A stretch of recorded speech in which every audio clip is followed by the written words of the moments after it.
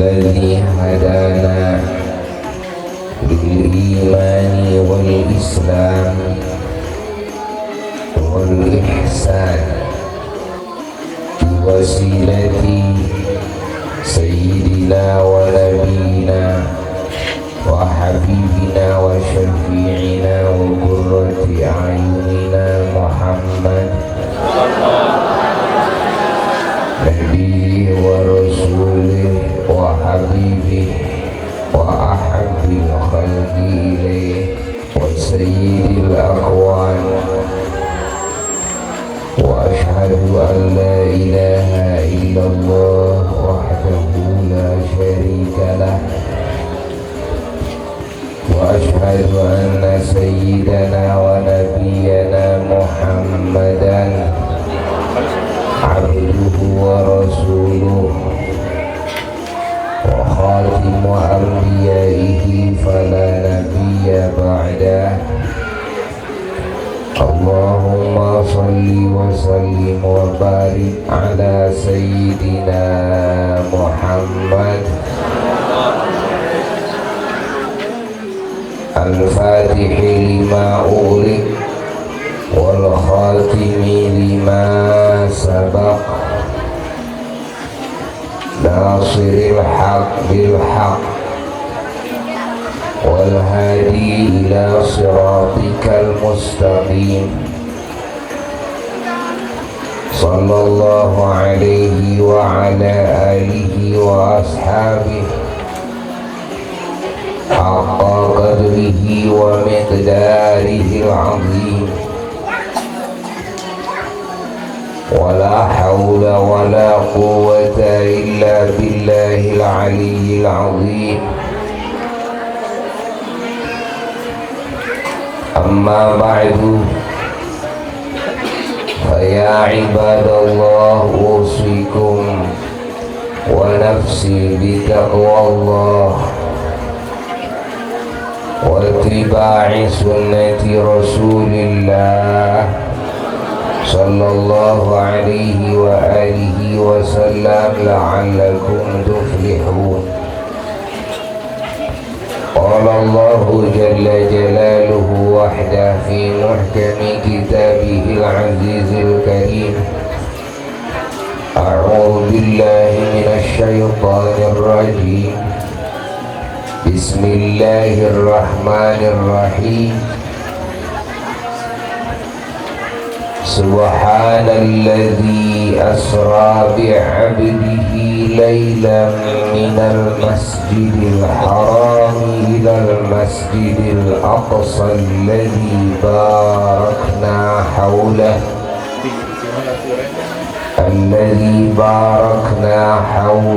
لنريه من آياتنا إنه هو السميع البصير. صدق الله العلي العظيم.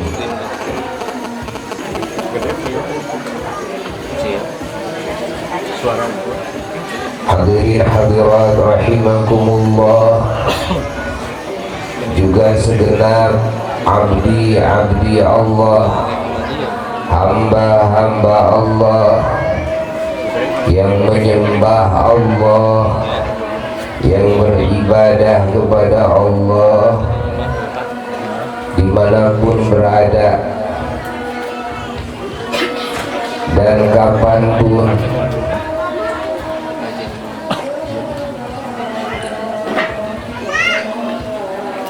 yang mana Al-Fakir sangat mencintai dan sangat memuliakan,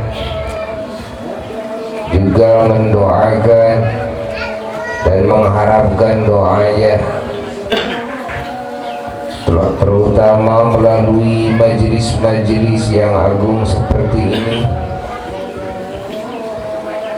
Semoga Allah Subhanahu wa ta'ala menghujankan keselamatan, kebahagiaan dan kemuliaan kepada kita semua di dunia, di kubur dan di akhirat.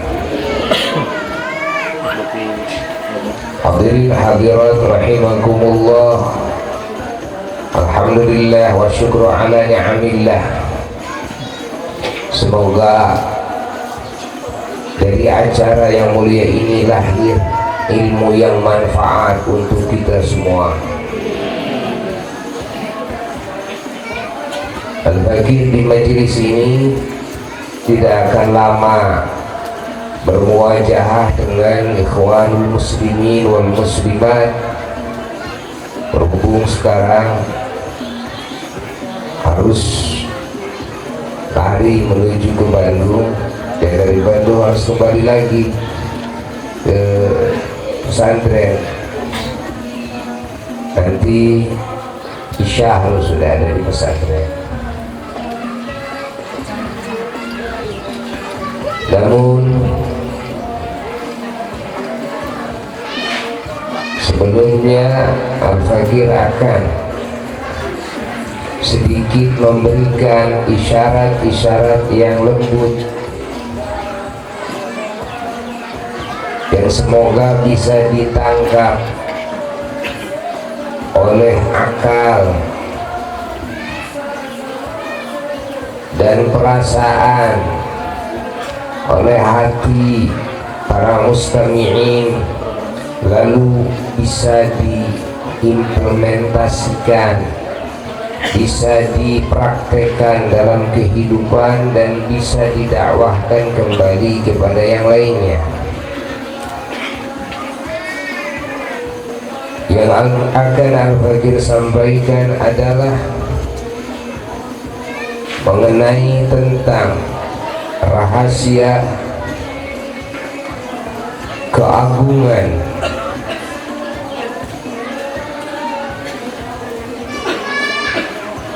yang Allah anugerahkan kepada Nabi kita Sayyidina wa Maulana Muhammad sallallahu alaihi wa alihi wasallam, sehingga menjadi hamba Allah tercinta, sehingga menjadi hamba Allah terunggul, sehingga menjadi hamba Allah terdepan, terwangi, terpuji, tersuci.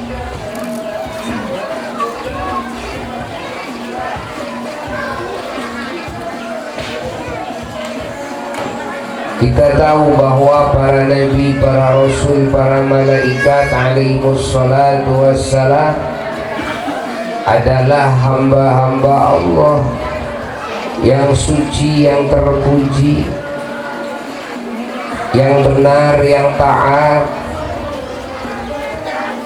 yang unggul, yang wangi.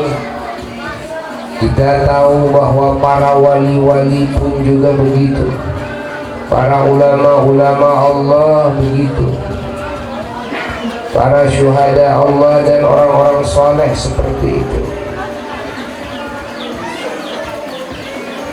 Namun kita meyakini bahwa tidak ada ciptaan Allah dan tidak ada hamba Allah teragung di sisi Allah kecuali Nabi kita Sayyidina Muhammad. Tidak ada ciptaan Allah dan tidak ada hamba Allah tercinta di antara yang dicintai oleh Allah kecuali Nabi kita Sayyidina Muhammad. Tidak ada makhluk dan hamba Allah yang terdepan, terunggul, terpuji, terwangi, yang paling sempurna, yang paling tinggi martabatnya, yang paling hebat anugerahnya dari Allah di antara ciptaan Allah lainnya, di antara hamba Allah lainnya kecuali Nabi kita Sayyidina Muhammad.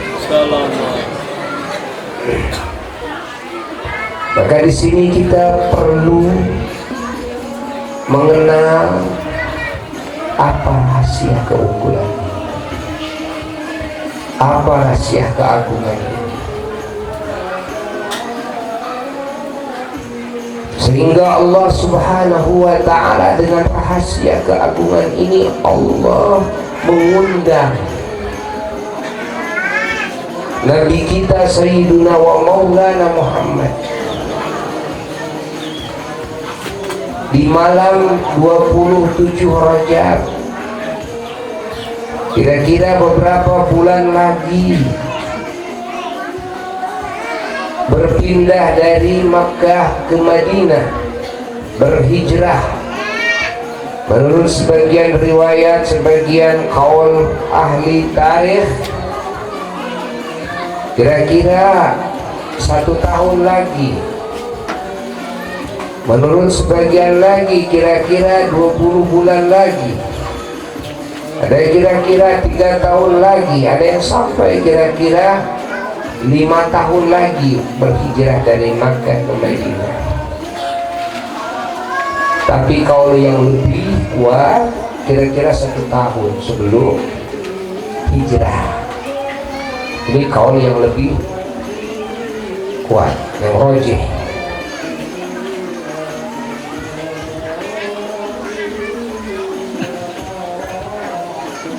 Diundang oleh Allah Jalla Jalaluhu wahdah, sang pencipta alam semesta, yang maha suci dari segala sifat kekurangan, yakni yang memiliki segenap sifat kesempurnaan,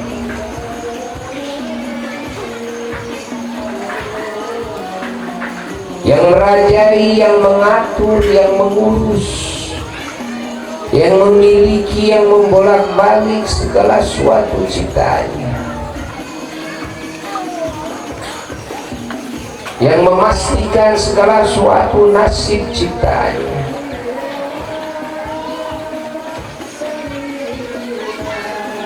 yang berbuat sekehendak,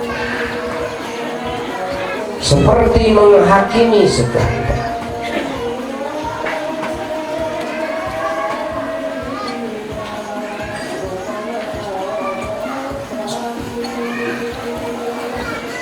Yang mana tidak ada satupun ciptaannya yang bisa keluar dari liputan kehendaknya dan kekuasaannya, juga dari liputan penglihatannya, pengetahuannya, pendengarannya, juga firman-Nya.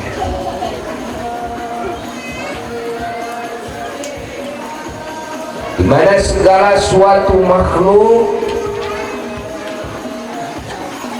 baik zat makhluk maupun sifat-sifat makhluk maupun perbuatan makhluk, semuanya diciptakan oleh sang Khaliknya, sang penciptanya, diatur, dipastikan.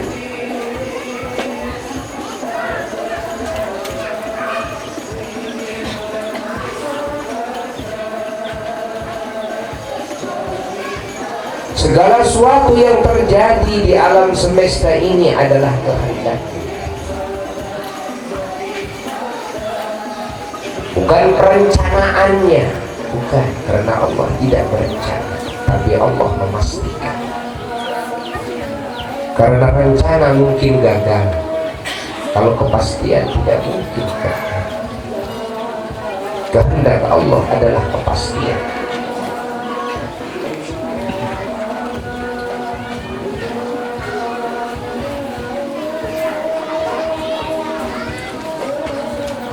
Allah Subhanahu wa ta'ala telah mengundang Nabi kita Sayyidina wa Maulana Muhammad dengan undangan atas nama cinta, undangan atas nama ridho, undangan atas nama sayang, undangan atas nama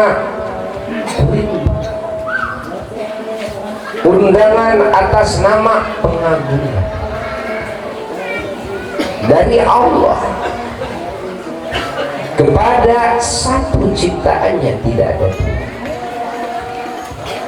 kepada satu hambanya, tidak ada dua, kepada satu nabinya, tidak ada dua, kepada satu rasulnya, tidak ada dua, dan tidak terjadi sebelumnya dan tidak akan terjadi setelahnya. Hanyalah kepada Nabi kita Sayyidina wa Maulana Muhammad. Untuk apa diundang oleh Allah? Untuk diperlihatkan oleh Allah secara langsung dengan mata kepalanya sendiri kepada zat Allah yang menciptakan alam semesta.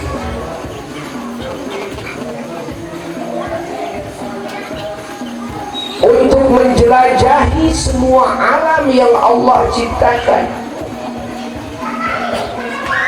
untuk memberkahi semua alam, untuk memberkahi ahli-ahli alam tersebut, memberkahi para malaikat, memberkahi ahli surga, memberkahi para nabi, ahli barzakh,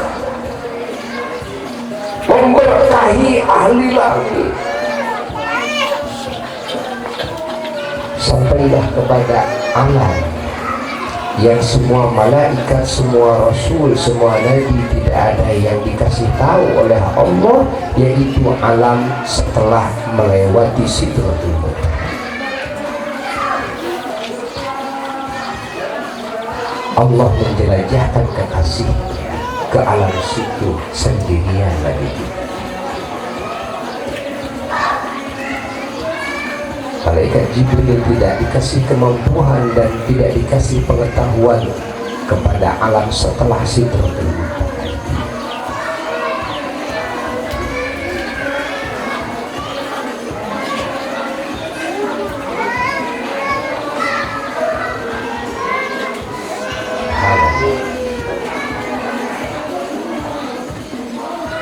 Di mana di malam itu semua alam dan ahli alam tersebut mendapat barokah dengan kehadiran tetamu teragung.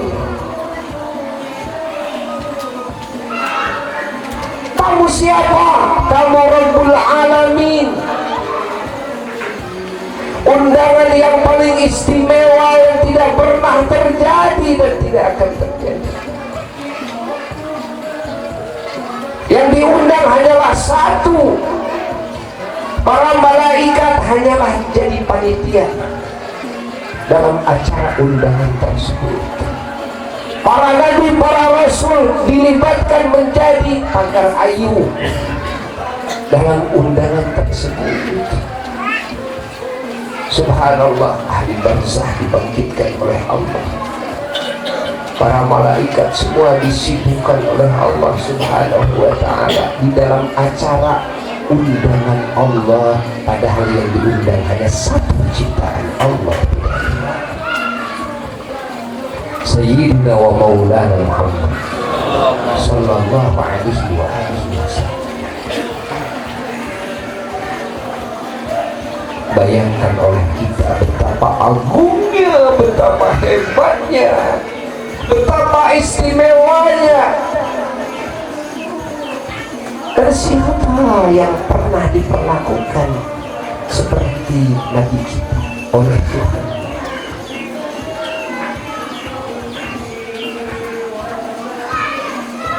Setelah kita tahu siapa yang berani menyamakan martabat ciptaan Allah yang lainnya dengan Nabi kita,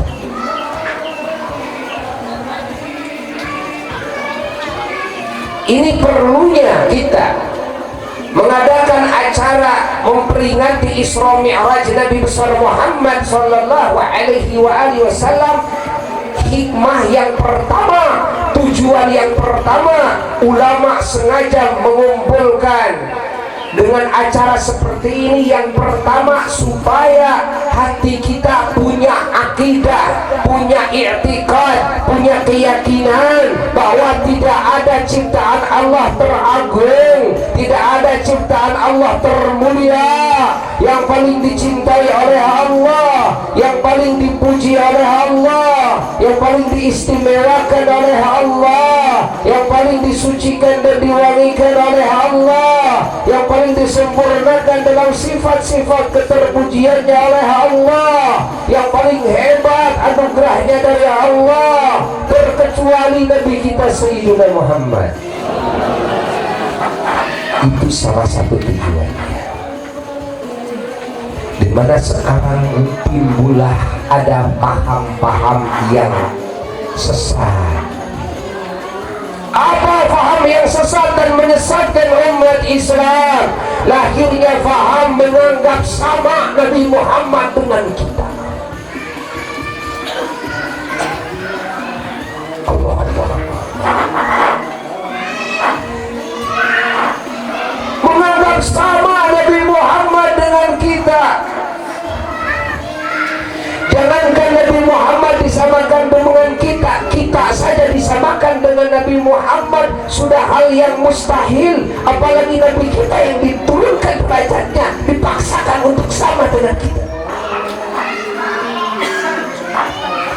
Jangankan dengan kita, seluruh Nabi dan seluruh Rasul dan seluruh malaikat, semuanya dikala dikolektifkan keagungannya, lalu dibandingkan dengan keagungan Nabi kita yang Allah berikan kepada Nabi kita, semuanya tetap ada di bawah keagungan Sayyidina Muhammad.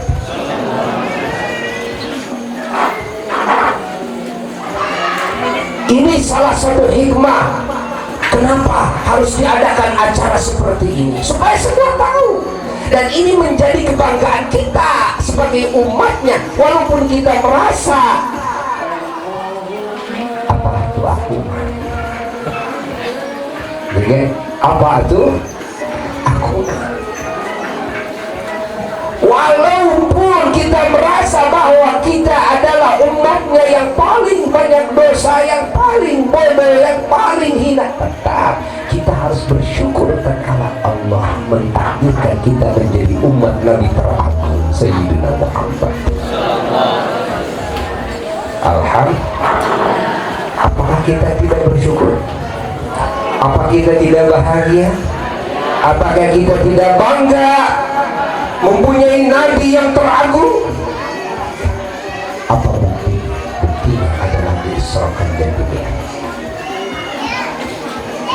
Alhamdulillah.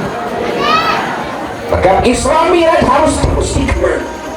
Isra Mi'raj harus terus didongeng-dongengkan.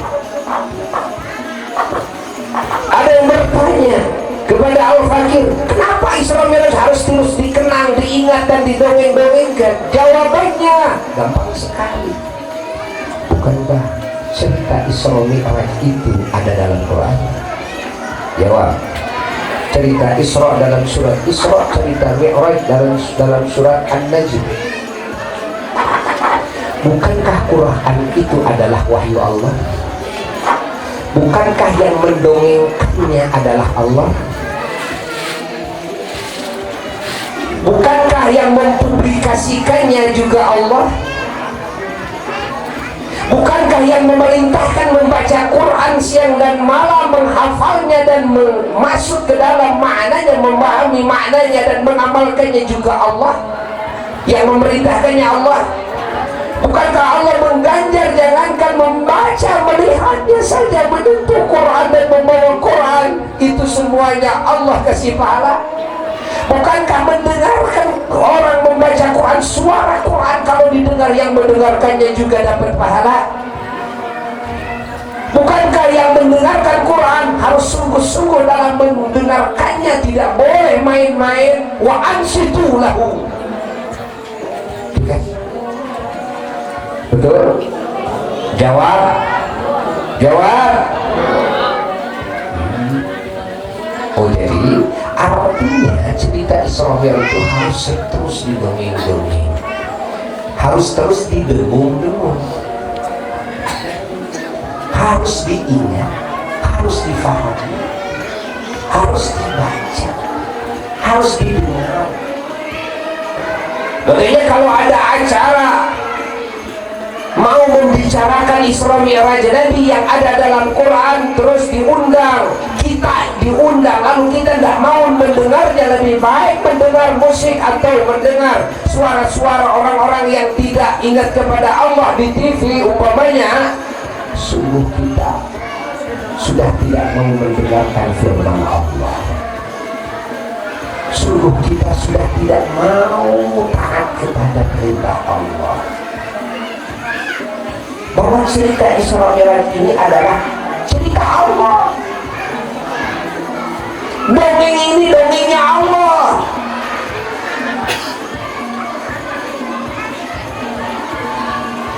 Akal yang sehat tentu sudah bisa merekam dan menjabarkannya. Allah Maha Kuasa saja, Allah bisa saja. Walaupun Allah mengisrokan dan memi'rajkan Nabi, tapi Allah tidak menghendaki diketahui oleh yang lain. Ya udah, nggak usah disebutkan dalam Qurannya. Tapi ternyata tidak begitu. Allah lah yang mengisrokan, Allah lah yang memi'rajkan, dan yang mendongengkannya juga siapa? Allah sendiri. Kita semuanya mengikuti akhlak Allah. Allah yang mendongengkan Nabi kita, kita juga ikut belajar mendongengkan Nabi kita seperti Allah mendongengkan Nabi kita. Kita mendengarnya mendapat pahala, mendongengkannya mendapat pahala, mengingatnya mendapat pahala. Bukankah Quran diperintah untuk diingat? Bukankah Quran diperintah untuk dibaca? Bukankah Quran diperintah untuk difahami? Bukankah Quran diperintah untuk didengar? Allah. Hayati orang kita. Lalu datanglah faham yang sesat yang mengatakan buat apa ajaban-ajaban katanya bid'ah. Innalillah wa inna ilaihi raji'un. Siapa yang dibicarakan dalam ajaban itu? Bukankah Nabi itu? Bukankah dongeng rajaban itu, dongeng Isra Mi'raj itu ada dalam Quran? Di mana kecintaanmu dan kerinduanmu kepada Nabi? Sementara kamu senang mendengarkan dongeng si A, si B, si C dan sebagainya, padahal tidak ada hubungannya dengan anugerah yang Allah berikan kepada kamu. Semua anugerah Allah yang Allah berikan kepada kamu adalah wasilah bagi kamu sendiri. Suatu hal yang menjadi pertanyaan besar dari saya, tatkala kamu tidak senang mendengarkan dongeng Nabi kamu sendiri, kamu siapanya? Kamu itu siapanya? Lalu kamu mengaku menjadi umat yang mencintai Nabi Muhammad. Begitu dikatakan dan didongengkan Nabi Muhammad, kamu tidak mau mendengar. Kamu siapanya? Komik kamu baca, dongeng si A si B yang berdusta kamu dengar, kamu senang mendengarkan obrolan si A si B si C teman-teman kamu sampai menghabiskan waktu kalau kamu mendongeng dengan teman-teman kamu, mendengarkan cerita teman-teman kamu. Lalu dalam peradaban itu siapa yang didongengkan? Bukankah itu Nabi kamu yang sangat menyayangi kamu, yang sayangnya kepada kamu melebihi sayangnya kamu kepada diri kamu sendiri? Allah. Lihat nanti kesesatan faham tersebut. Al-Fakir mengatakan hal seperti ini karena faham ini udah masuk kampung, sehingga yang tadinya sering memperingati Isra Mi'raj berhenti. Yang tadinya menjadi donatur untuk muludan Isra Mi'raj berhenti karena ada pemahaman dan anggapan, buat apa ya, sia-sia saya mengeluarkan uang dan sebagainya, buat apa innalillah, karena dia tidak tahu apa anugerah yang Allah janjikan bagi hamba yang mendengar, yang mendongeng-dongengkan yang mendengungkan cerita Isra Mi'raj kekasihnya yang Allah sendiri yang mendongengkannya dalam Qurannya.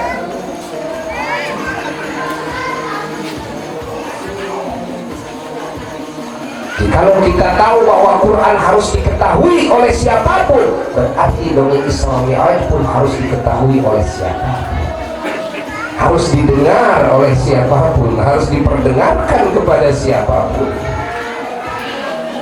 semampu mungkin. Makanya sekarang ada teknologi canggih internet untuk menyebarluaskan dongeng Nabi. Kita pakai supaya apa? Supaya kita mendapat fadilah, mendapat karunia dari Allah yang lebih banyak. Saya tidak merasa cukup dongeng Nabi saya untuk didengar oleh orang yang hadir di sini saja, enggak. Saya ingin didengar oleh semua makhluk Allah, semua makhluk Allah. Bahkan Al-Fakir dalam acara peringatan Isra Mi'raj Maulid Nabi yang diundang bukan cuma umat Islam saja, semua tahu. Kalau di Simpang yang diundang Nasrani diundang, Hindu diundang, semua diundang, para pendeta diundang, siapapun diundang. Supaya apa? Semua mendengar semuanya, supaya semuanya tahu. Itulah Nabi Muhammad. Paham? Paham? Dan sejelek-jeleknya umat Nabi Muhammad, walaupun ahli maksiat, walaupun ahli minum arak, ahli mabuk, kalau tahu bahwa nabinya adalah nabi teragung, maka dia tidak mungkin melepas keumatannya dari Nabi Muhammad SAW lalu mau berpindah kepada Rasul lain. Tidak. Kenapa saya harus berpindah kepada Rasul lain, di mana Nabi Muhammad adalah nabi yang teragung?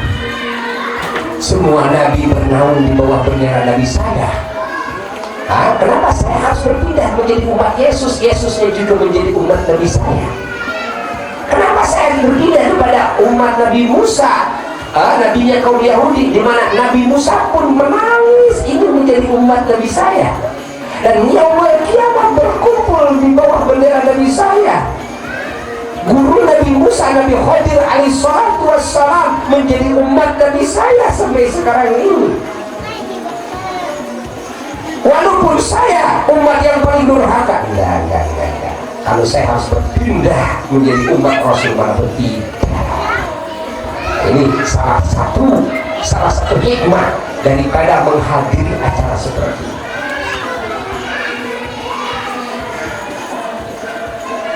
Jadi kurang sudah makin pamengkeut keyakinan. Di samping untuk mengikat keyakinan, menumbuhkan kecintaan dan pengagungan. Kalau sudah tahu betapa agungnya Nabi kita, tumbuhlah kecintaan, tumbuhlah pengagungan dalam hati. Dan mengagungkan Nabi kita adalah amal soleh yang sangat tinggi. Mencintai Nabi adalah amal soleh yang sangat tinggi, yang dihargai oleh Allah dengan penghargaan yang sangat tinggi.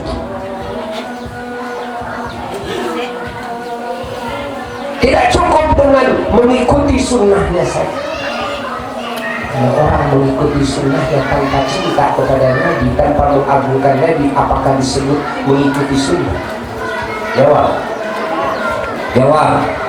Kalau kita melakukan perintah Nabi, menjauhi larangan Nabi, dilakukan oleh kita syariat Islam, tapi hati kita sepi daripada cinta kepada Nabi dan mengagungkan Nabi, apakah ini disebut ittiba, mengikuti, dan disebut takwa?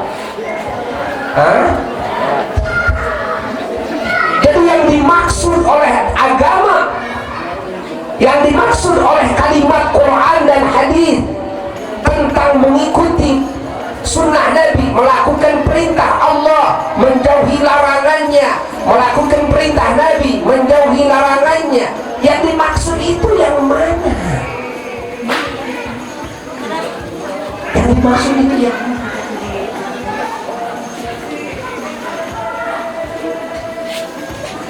Kalau yang dimaksud, oh nggak usah pakai cinta-cinta, yang penting mengikuti saja, mentaati saja. Orang cinta, yang penting taat saja kepada aturannya, mengikuti saja sunnah-sunnahnya. Belum tentu pula mengikuti sunnahnya di dalam hatinya penuh dengan cinta.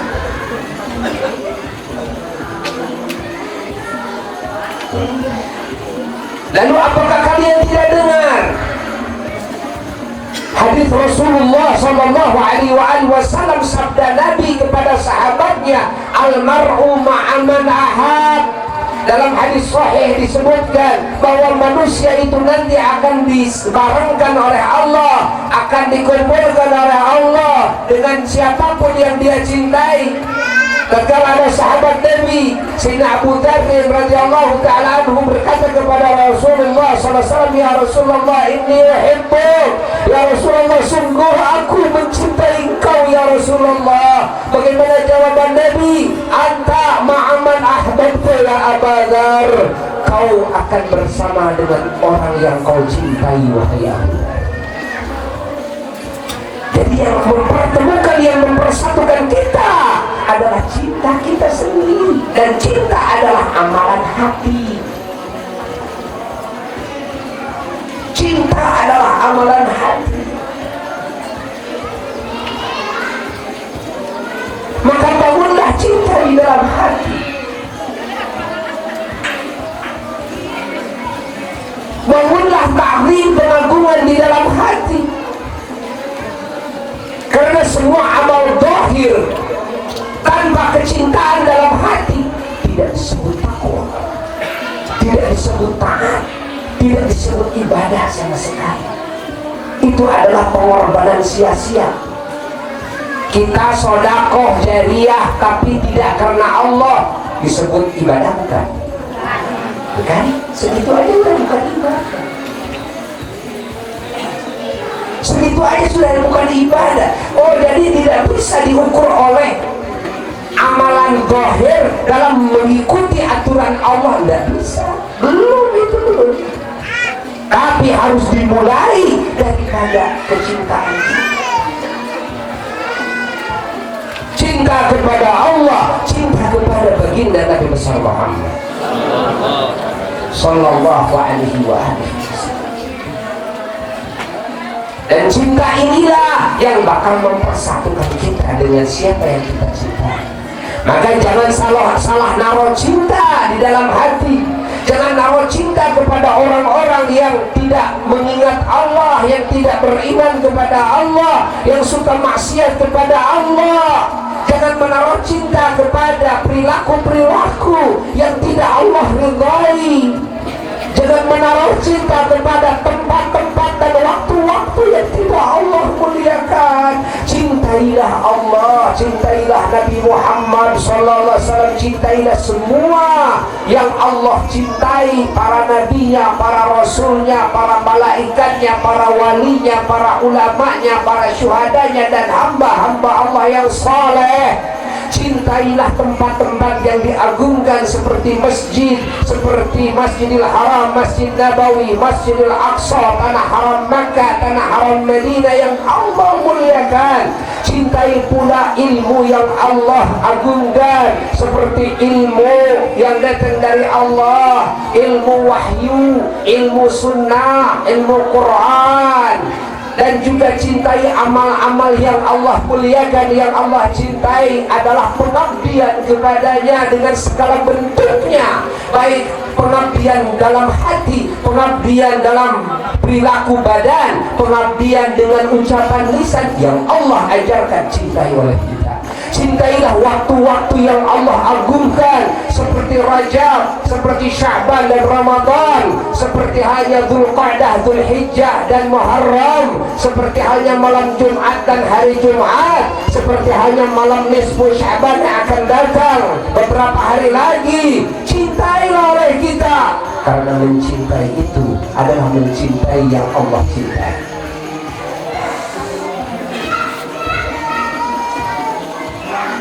Jangan sampai kita lebih senang ke Pangandaran ketimbang ke masjid.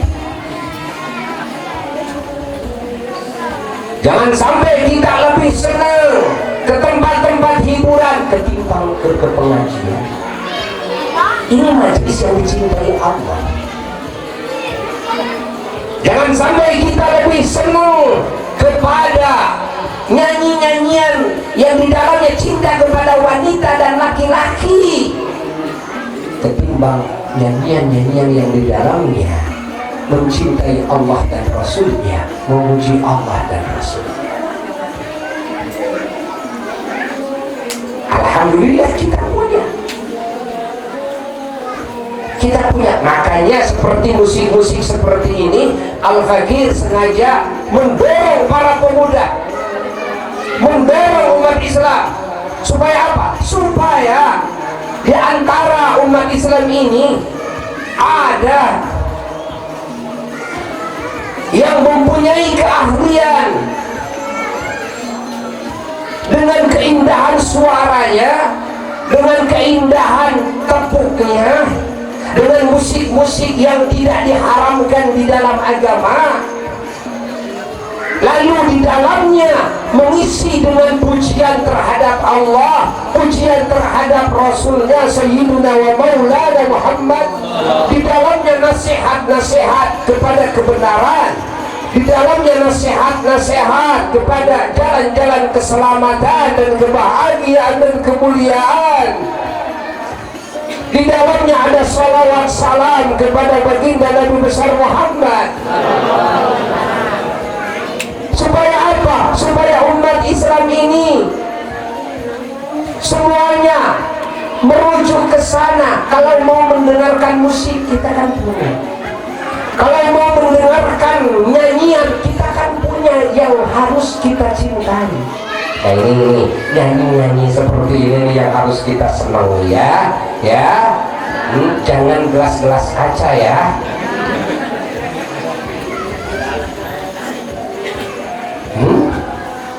Nah ini punya nih. Nah gitu.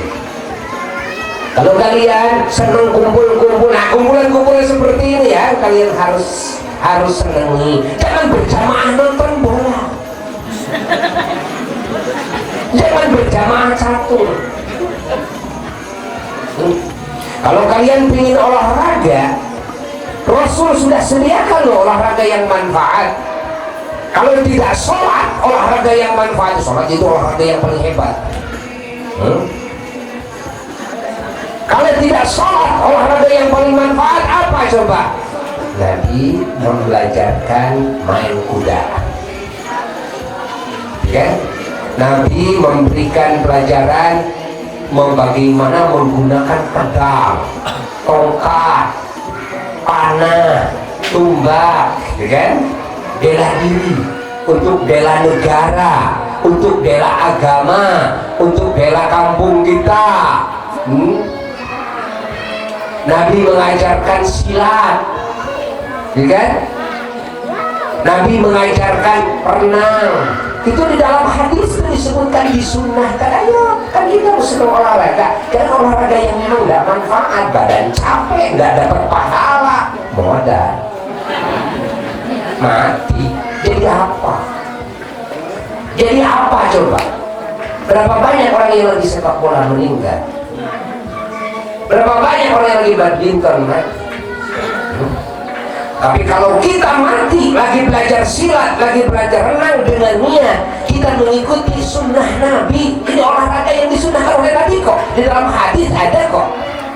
Lagi belajar kuda, jatuh dari kuda, tapi niat saya